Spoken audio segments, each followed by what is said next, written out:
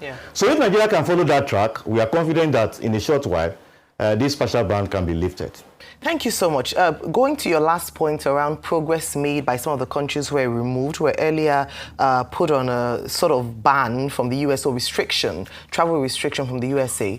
One other area they talked about was our overstay rate, and also the fact that they didn't have access to verify identities of some people or for nationals from these countries. Do we have a challenge with data verification in Nigeria, especially because the Ministry of Interior had introduced some new technology to ensure that we're able to really make that process more transparent and seamless? And then how do we also address overstay challenges that they say that is one of the reasons why this restriction was imposed, in addition, of course, to the security concerns? Yes, we have a bit of problem with data. There's no doubt about that. We have forever been trying to link all our multiple identity levels together and all that. Now we have NIN, which makes it a lot easier. We have BVN, of course, that's another level entirely.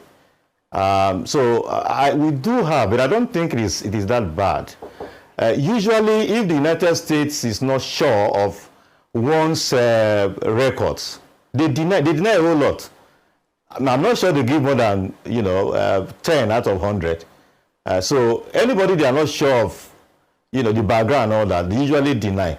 So I'm not sure that should actually be a problem until they are sure. I mean, until when they now check data and are sure of the person's profile and everything before they give.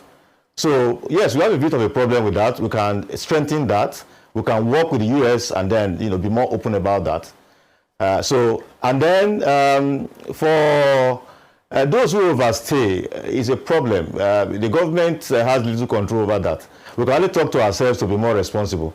But when you look at the percentage, for B1P they say 5%, for J maybe up to 10, 11%. Well, it is a bit high, but it is not outrageous really. But that we can only do by enlightenment. That look, if you travel and you overstay, you create problems for yourself, and you also create problems for other Nigerians who would now be affected by your action. That is the much we can do. Once somebody is given visa and he travels, the government has no control over that person. So we can only talk to ourselves to be responsible so that we can overcome that. But altogether, what we need to do is to work closely with the State Department, present our case. We have a strong case. We have not, because the main reason why this restriction has been imposed is, security concerns, terrorism, on the part of the US. And Nigerians are not known to have been involved in any of this.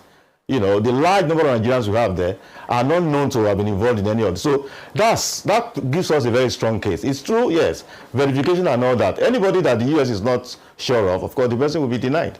Then the person can come back when the US is sure.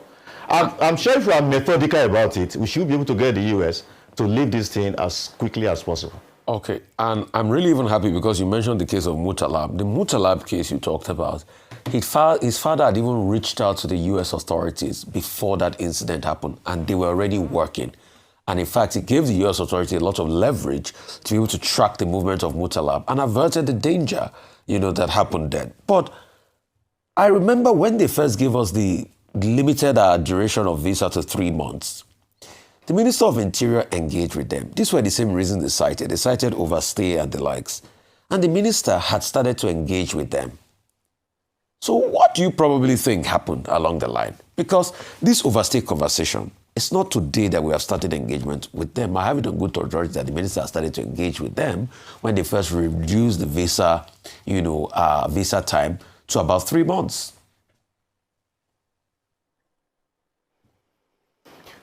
Yeah, I think what happened is loss of confidence.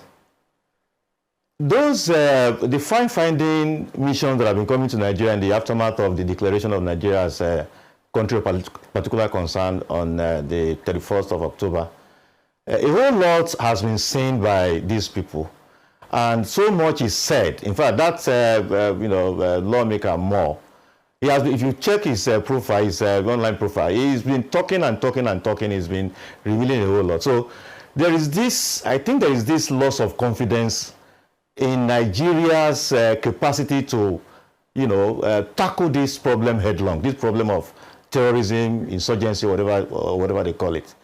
I think it's not just the overstay that they have been working on, it's the totality of the perception of the United States, about Nigeria, which was the point that, Dr. Abati made earlier about reputational damage. It is a matter of reputation. There's this loss of confidence. So it's a wide gamut of things together that led to this, to my mind. And which is why I said that what Nigeria needs to do is to work closely with the authorities to be as transparent as possible, to be as candid as possible. Like this attempt to deny no Christian genocide, it doesn't sell anywhere. The facts are all over the place. Just admit that it exists. We are working to overcome it. That is a better approach than to deny what is obvious. These are the things, I've suggested these things over and over again. Countries all have their problem. You just mentioned the fact that Abu Mutalab, the father went to the embassy, they missed it. People make mistakes. Even the US, as important as this matter ought to have been to them, they missed it. Which of that the young man was able to travel, he got to Amsterdam, he was on the way to Michigan when this happened. So candor, openness, transparency, and willingness to work to get all of these things sorted out, to my mind, is the way out. And if we do this as quickly as possible, we should be able to overcome this challenge.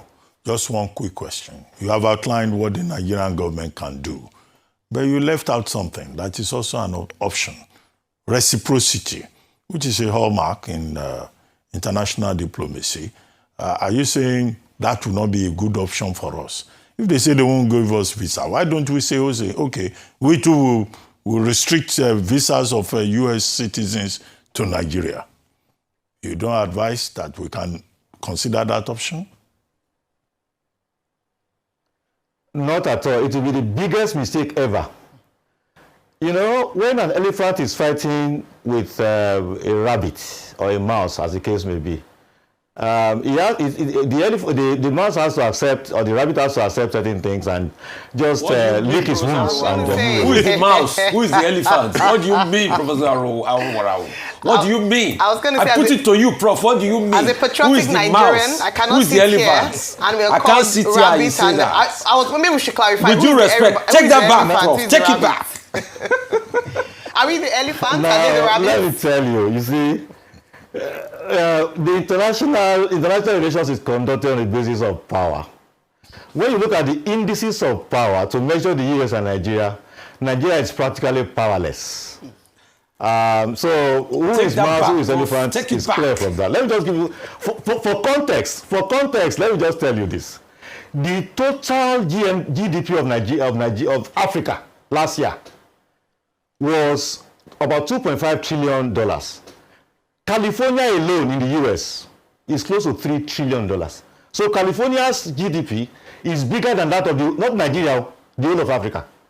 So when I say elephant and rabbit, I'm even being generous to us. It's enough, Prof. It's enough. Anyway, it's enough. I'm just saying that reciprocity is not an option. Let us just follow it methodically, and I'm sure as quickly as possible, right. We are the giant of Africa. Restriction will be lifted by the US. Okay. All right. Thank you, Prof. Thank you, Professor Wora. The truth is bitter, and unfortunately, that's the reality we find on ground.